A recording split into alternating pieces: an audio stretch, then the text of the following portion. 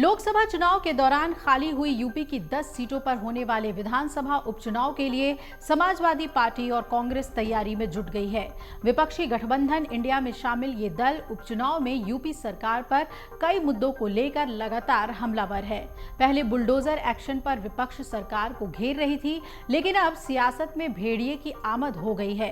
माना जा रहा है कि कांग्रेस और सपा उपचुनाव में भेड़िए के हमले को मुद्दा बना सकती है। फिलहाल उपचुनाव का कार्यक्रम अभी घोषित नहीं हुआ है। इस वक्त विधायकों के लोकसभा के लिए निर्वाचित होने और एक विधायक की अयोग्यता के कारण उपचुनाव होने हैं। सपा के मुख्य प्रवक्ता राजेंद्र चौधरी ने रविवार को कहा कि सरकार भेड़ियों के हमले को रोकने में विफल रही है। इसने पूरे राज्य के लोगों को असुरक्षित बना दिया है। उपचुनाव में हम इस मुद्दे को उठाने जा रहे हैं। वहीं कांग्रेस की उत्तर प्रदेश इकाई के अध्यक्ष अजय राय ने भी कहा कि सरकार भेड़ियों के हमलों को नियंत्रित करने में विफल रही है और इन जानवरों का आतंक शहरों की ओर बढ़ रहा है। उन्होंने कहा कि राज्य में खराब कानून व्यवस्था, फर्जी पुलिस मुठभेड़, बढ़ती महंगाई और बेरोजगारी जैसे मुद्दे ज्वलंत हैं, लेकिन भेड़ियों का आतंक सबसे महत्वपूर्ण मुद्दा है। दूसरी ओर बीजेपी ने कहा कि राज्य सरकार भेड़ियों के हमले की समस्या को हल करने के लिए हर संभव प्रयास कर रही है।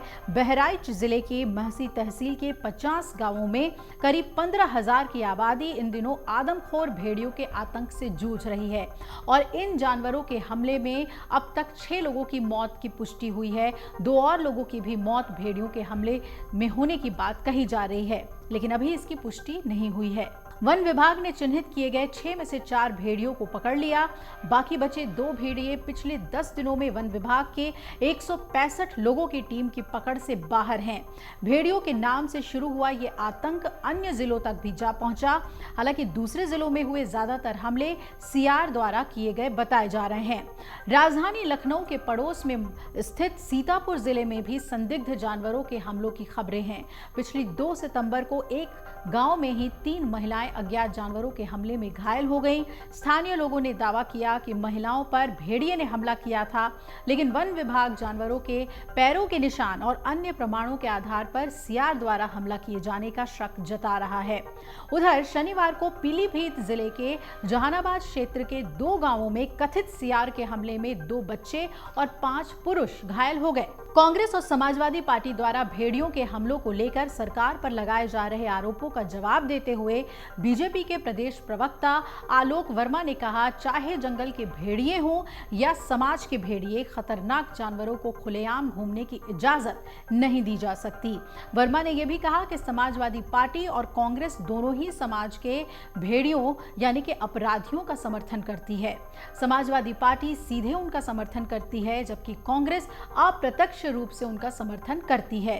कांग्रेस के प्रदेश अध्यक्ष अजय राय ने समाजवादी पार्टी के साथ मिलकर उपचुनाव लड़ने की पुष्टि करते हुए कहा कि हम इंडिया गठबंधन के हिस्से के तौर पर उपचुनाव लड़ेंगे। हमने बीजेपी और उसके सहयोगियों के पास मौजूद 5 सीटों की मांग की है। सीट बंटवारे को अंतिम रूप दिया जाना बाकी है और समाजवादी पार्टी के राजेंद्र चौधरी ने कहा कि इस बात पर सहमति बनी है कि हम उपचुनाव साथ मिलकर लड़ेंगे। उन्होंने ये भी कहा कि पार्टी के राष्ट्रीय अध्यक्ष अखिलेश यादव इस मुद्दे पर यानी कि सीट शेयरिंग को लेकर उदारता दिखाएंगे। जहां भी उन्हें कांग्रेस को लेकर लगेगा कि वो जीत सकते हैं तो वो सीटें कांग्रेस को दी जाएंगी। जिन सीटों पर उपचुनाव होने हैं उनमें करहल, मिल्कीपुर, कटहरी, कुंदरकी, गाजियाबाद, खैर, मीरापुर, फूलपुर, मझवा और सीसामऊ शामिल है। प्रदेश विधानसभा के 403 सदस्यीय सदन में बीजेपी के 251 विधायक हैं और विपक्षी समाजवादी पार्टी के 105। बीजेपी के सहयोगी अपना दल सोनेलाल के 13 और निषाद पार्टी के 5 विधायक हैं। वहीं राष्ट्रीय लोकदल और सुहेलदेव भारतीय समाज पार्टी के पास 8 और 6 विधायक हैं। कांग्रेस और जनसत्ता दल लोकतांत्रिक के पास 2-2 विधायक हैं, जबकि बहुजन समाज पार्टी का सदन में केवल 1 सदस्य है।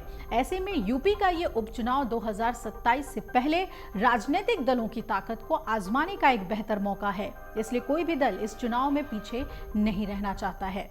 अगर आप ये वीडियो YouTube पर देख रहे हैं तो हमारे चैनल को सब्सक्राइब करें और बेल आइकन को दबाना ना भूलें। अगर आप Facebook पर ये वीडियो देख रहे हैं तो हमारे पेज को लाइक करें।